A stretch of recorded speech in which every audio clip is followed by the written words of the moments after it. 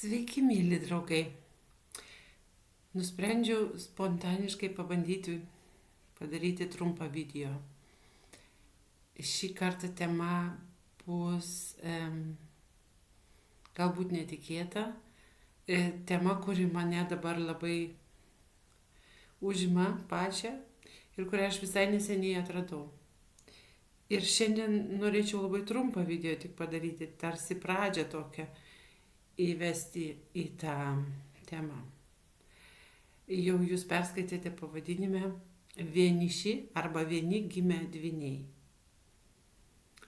Visai neseniai sužinojau apie tą dalyką ir supratau, kad tai mane liečia, kad tai mane labai smarkiai liečia ir kad labai daug ką paaiškina mano gyvenime būtent tas faktas, kad aš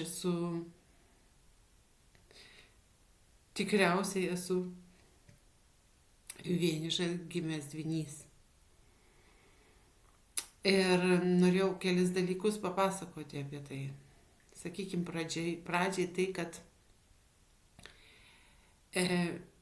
daugiau yra nėštumų su dvyniais pasaulyje, sakykime, negu manoma. Mes pakankamai retai gimsta dvyniai, ar ne? Arba triniai, ar ketveriukės ir dar daugiau gimsta dar rečiau. Bet jau ir dvyniai gimsta pakankamai retai. Ir mes ilgai galbūt galvojame, kad tai yra normalu ir kad tiesiog taip yra, kad dvyniai retai yra, taip sakant, pradedami ar užmeskami. Bet pasirodo, kad taip iš tikrųjų nėra.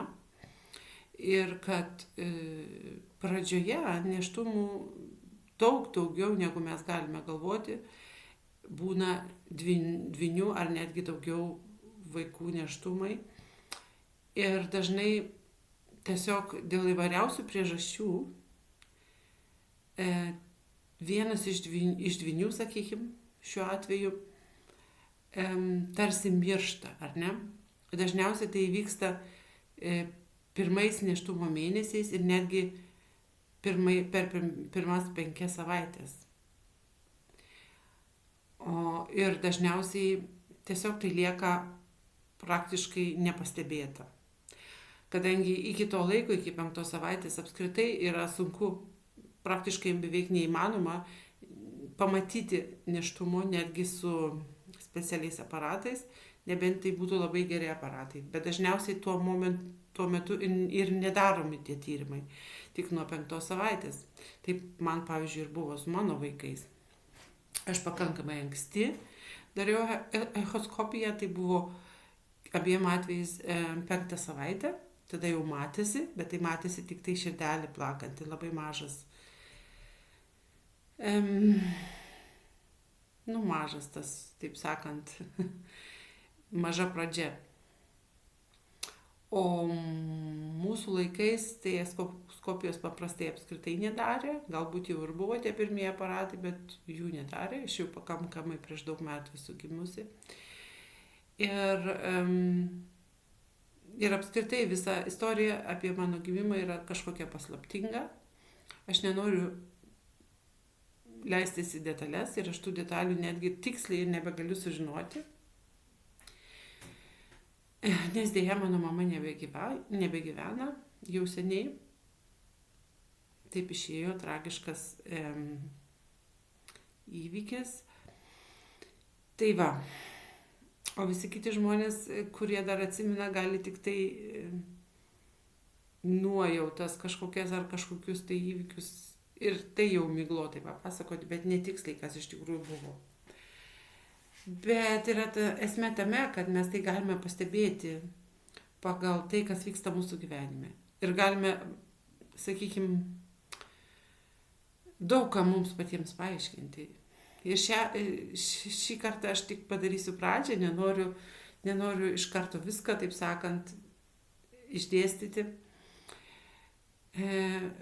Pagrindinis arba vienas ypač pagrindinių bruožų tų dvynių gimusių vienų yra būtent tai, kad jie jaučiasi labai vieniši.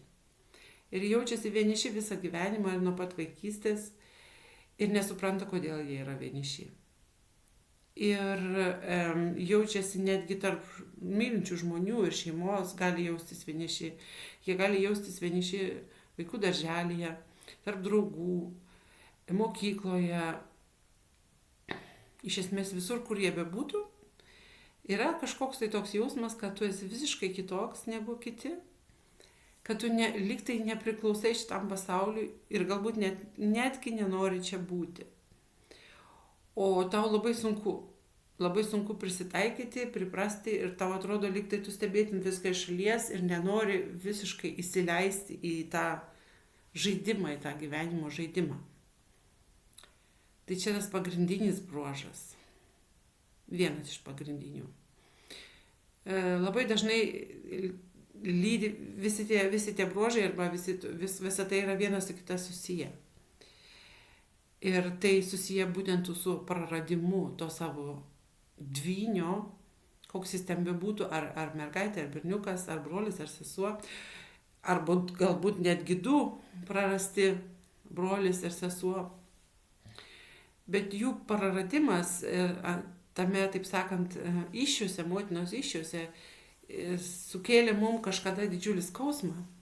Ir mes, aišku, to neprisimename ir tai buvo netgi galbūt ir nesąmoningai, nes įrodyta, kad siela jau įeina į kūną nuo pat pradžios, nuo pat pradėjimo. Ir ar sąmoningai, ar nesąmoningai, bet siela viską jau jaučia ir mato. Ir tas buvimas kartu su dvyniu ar daugiau brolių seserų yra nuostabus jausmas mūsų sielai. Ir mes jaučiamės nepaprastai susiję ir jaučiamės labai, kaip sakant, labai artimi ir labai apsaugoti, sakykime, ar ne. Ir kai ta siela, dėl visokiausių įvairiausių priežasčių negali pasilikti ir numiršta, nes vienas tik tai gali išgyventi. Ar yra maisto per mažai, ar įvyksta kažkoks, ar yra kažkoks defektas, ar įvyksta, konkrečių materialių priežasčių gali būti daug.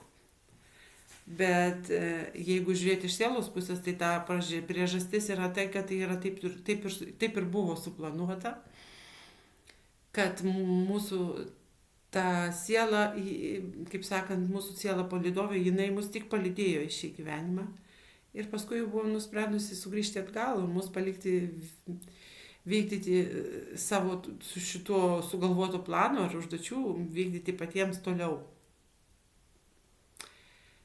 Tai va, tai tiek norėjau pradžiai papasakoti, aš tikiuosi, kad galbūt daugam bus įdomu ir aš labai norėčiau šią temą ir pratęsti.